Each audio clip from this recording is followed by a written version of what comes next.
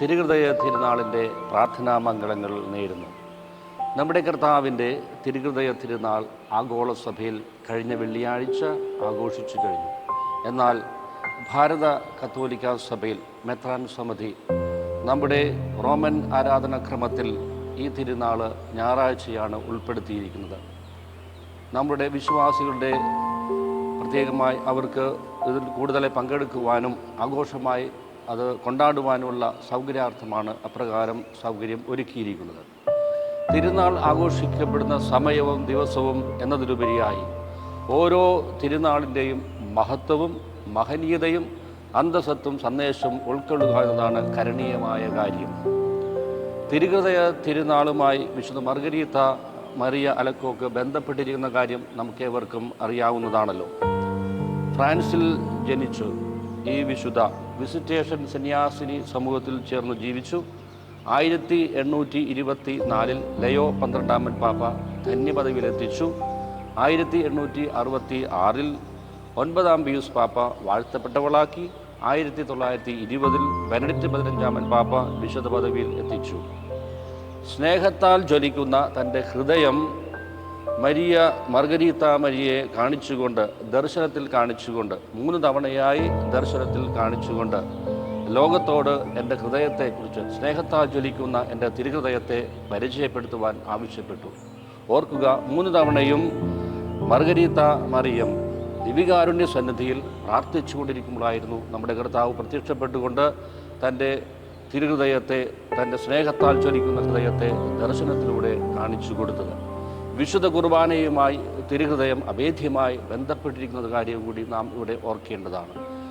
വിശുദ്ധ കുർബാനയിൽ വൈദികൻ പരികർമ്മം ചെയ്യുമ്പോൾ വാഴ്ത്തപ്പെട്ട അപ്പത്തിൽ നമ്മുടെ കർത്താവിൻ്റെ ശരീരത്തിൻ്റെ ഭാഗം തന്നെയാണ് അവിടെ സന്നിഹിതമാകുന്നതെന്ന് കൂടി നാം ഉറച്ച് വിശ്വസിക്കുന്ന വ്യക്തികളാണ്. അങ്ങനെ മർഗരീത്ത മറിയത്തിന് ലഭിച്ച സന്ദേശം ലോകത്തോട് പ്രചരിപ്പിക്കുവാനായി ആവശ്യപ്പെട്ടപ്പോൾ അവൾ ഒന്ന് ഭയപ്പെടുന്നുണ്ട്. എന്നാൽ കർത്താവ് അവളെ ശക്തിപ്പെടുത്തിക്കൊണ്ട് അവളെ വീണ്ടും പ്രത്യക്ഷപ്പെട്ടുകൊണ്ട് പറയുന്നു, fear nothing, I shall be ദൈ സ്ട്രെങ്ത്. ഞാൻ നിൻ്റെ ശക്തിയായിരിക്കും. നീ ഇത് പ്രചരിപ്പിക്കുവാനായിട്ട് ഈശോ അവളെ ശക്തിപ്പെടുത്തുന്നതായി കാണുന്നു.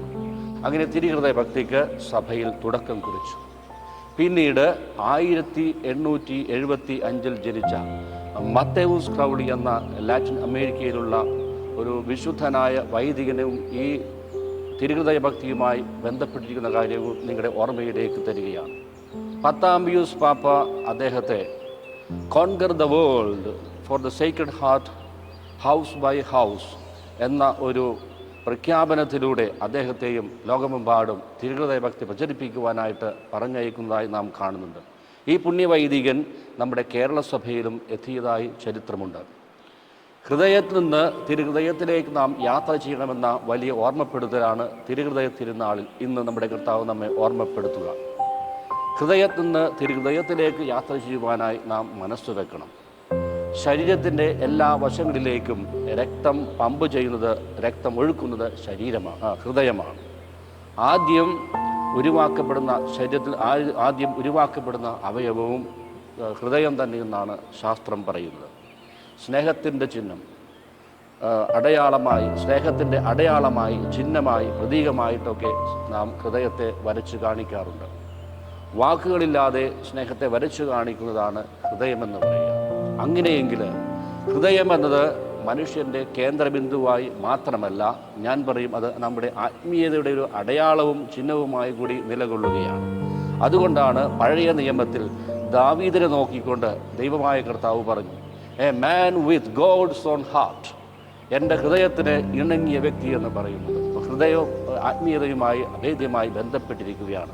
ഞാനും നിങ്ങളുമൊക്കെ തിരുഹൃദയ തിരുനാൾ ആഘോഷിക്കുന്ന ഈ ദിനത്തിൽ എൻ്റെ ദൈവം നോക്കിക്കൊണ്ട് ഇവനും എൻ്റെ ഹൃദയത്തിന് ഇണങ്ങിയവനാണ്, ഇണങ്ങിയവളാണ് എന്ന് പറയുവാൻ തക്കവിധത്തിലുള്ള ജീവിതം നയിക്കുവാനായി തയ്യാറെടുക്കണമെന്ന വലിയ ഓർമ്മപ്പെടുത്തൽ ഇന്ന് നമുക്ക് തരികയാണ്.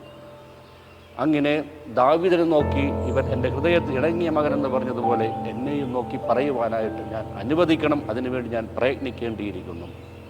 തിരുഹൃദയ ശക്തിയിലേക്ക്, തിരുഹൃദയത്തിലേക്ക് അഭയപ്പെട്ട് ശരണപ്പെട്ടുകൊണ്ട് ഈശോയുടെ ഹൃദയത്തോട് ചേർന്ന് നിന്ന് കഴിഞ്ഞാൽ നമ്മുടെ കർത്താവ് നമ്മെ നോക്കിക്കൊണ്ടും എനിക്കിണങ്ങിയ മകനും മകളെന്ന് പറയുക തന്നെ ചെയ്യും.